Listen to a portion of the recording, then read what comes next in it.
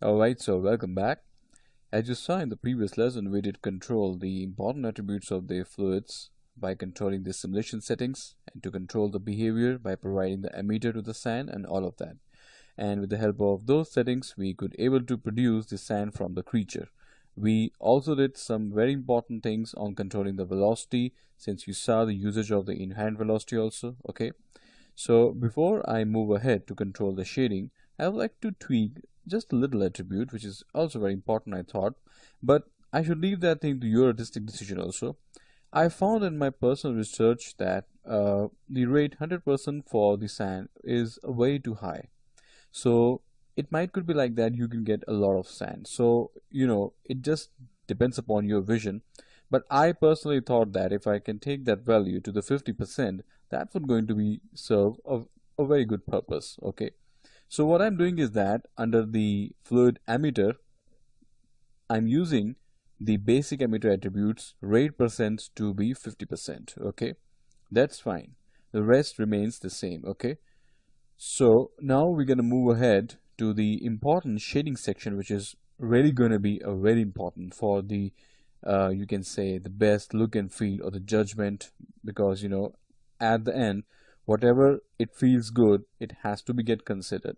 So despite of all such important technical attributes of the simulations and all, it's really very important that for the concept which you are looking, which is basically a sand, those desirable qualities in the shading, especially in the volumetric shading, should be present in terms of the colors, in terms of the opacity, in terms of all such material properties.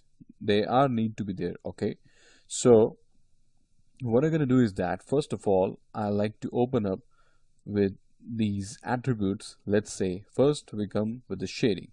Okay, under the shading menu, there comes the transparency. So by default, the transparency values may lie between zero point 0.5 to zero point 0.3, somewhere like that. Okay. So what I'm going to do is that in this, I'm going to need a fairly small values of the transparency, because I'm not using the mesh.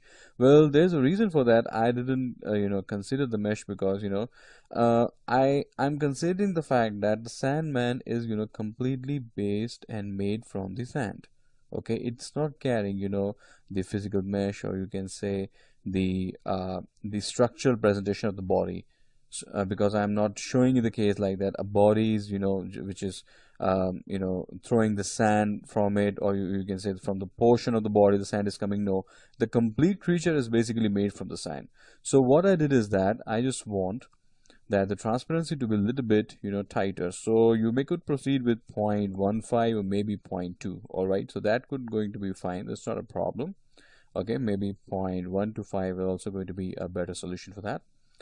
And of course, we're not going to need any of the drop off shape. So I just don't want that from the base of the ground you're going to feel some softness, some fall off effects on the ground. No, strictly not. So we're going to switch that to the off. Okay, the color seems to be really important, but you could control that thing in your composition also. But still, for me, I should say sand color maybe like uh, a dusty color will always going to be look better with some less saturations, of course, because sand, they do not carry a lot of saturations. And you also guys need to away from the fact that like we are working in the external atmosphere, in the exterior. So in the exterior, when the things are under the influence of the natural lights, possibly the sunlight as well as the skylight, the saturations value will obviously going to be get into the dip. So we're not going to use the high saturation values. Okay, things like that, some artistic things will always going to help you to take your work to the next level. So if you know these facts, that will definitely going to have some, you're going to put uh, some better realism to your work. Okay, so let me just tweak that thing to the least value. However, you can also control that thing in a compositing part also. Okay, but still the fact should be known.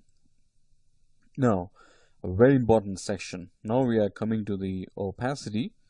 So in the case of the opacity, I'm using a very simple graph, like I just can pull over here like in this way. I'm just using this graph because I want a very soft values. Earlier I decide that this graph will gonna work for me, but as a result of that, some of the sands, when it was dropping down, start losing their volumes just because of the shape of the graph. So just to avoid that, to bring the proper softness inside the sand, I recommend you should go for this kind of workflow. Okay. uh, there is also another good way to address that. You can just put that into the spline, of course, and let's just do one thing, delete that one and put again to the spline also. So that would also going to be good, not a problem. And then you can add another in between. Okay, so this interpolation will gonna be fine. Let me just put that to the spline once again, no problem. And I think so that would be, oh sorry, this graph would going to be good.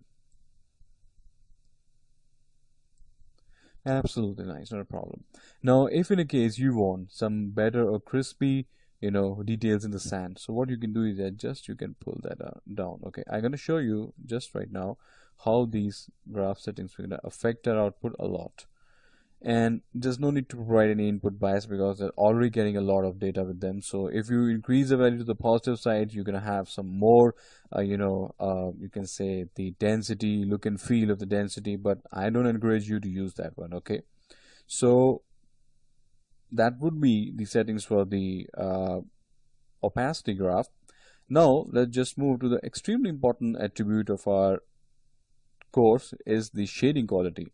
Many of the users, guys, do not put their attentions over the shading quality. Well, I tell you one thing, that the render interpolator, we're going to solve the fluid final outcome with the help of this one only. Like the way, if you leave that thing to the linear, you might could sometime observe some square, or you can say the voxels output inside your render.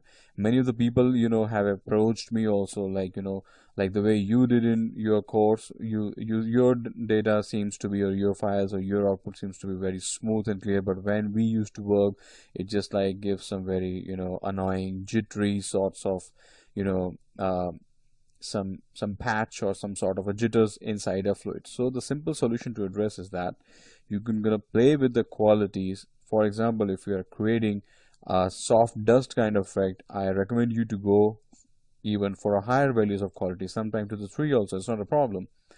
What effect it will gonna have on your rendering is that it may going to a little bit push your render time, but on the opposite, you're gonna have a very soft and a very you can say better quality fluids output. And along with that one, use very little values of the contrast tolerance. Okay, do not push that value to 0.1 or maybe 1. It will not gonna have that impact. And the last important thing is that the render interpolator, that's gonna be somewhere around the smooth, which is very important. Okay, but just for quick demonstration, I'm gonna put that thing to the 2. Okay, so what next? Now that just comes to the lighting. So that's gonna be a really very important. It's my personal experience, and my advice is to you that most of the times you should rely on this attribute rather than using the real light. Well, the reason is pretty much straightforward.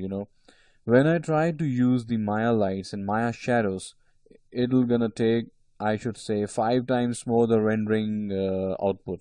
Let's suppose if I'm gonna talk about this only, when I switched on the Maya lights and click off this options, this option was clicked, the real lights, and the Maya light was there. May it could be the point light, may it could be the directional light from 1 or 2 sources like that, and they do have some attributes of the ray trace shadows, like light radius with the ray depth limit with the shadow rays enable. Then it's gonna take approximately 5x times to compute the render. And if that setup was changed, like in the way I was using only the Maya fluids, then that particular frame, which used to took 5 to 6 minutes, maybe 10 minutes for one single frame, it comes with only 1 minute if I'm gonna use the fluids inbuilt lights and shadows. So I'm gonna encourage all of you guys, you should stick only and only to this attributes, and there's no need to use the real lights. Okay, so for this, the shadow will obviously going to be a little bit denser, so I recommend you to use the shadow opacity. Okay, the light brightness, you can set that to the 1, that's fine. Even the color of the fluids also, you can set the brown color, that's not going to be a problem. Okay, maybe a little bit more values. That's fine. The ambient brightness, you can say the indirect, ambient, the word stands for the color of the object under the shadows. It is basically the impact of the surroundings. It's the surrounding lights. Of course, the surroundings color is going to be the blue most of the cases, but here I'm gonna use again to the lightish brown. So I think that we're going to be good, and maybe you can use some darker values also, so not a problem. And ambient brightness should be set that to 0.25, maybe to 0.35 also, depends up to you, how like the way you like. In my rendering, I think so, what I remember, I use 0.35, so that's fine, that's not a problem. Alright, so we move to the next lesson to see the changes, okay?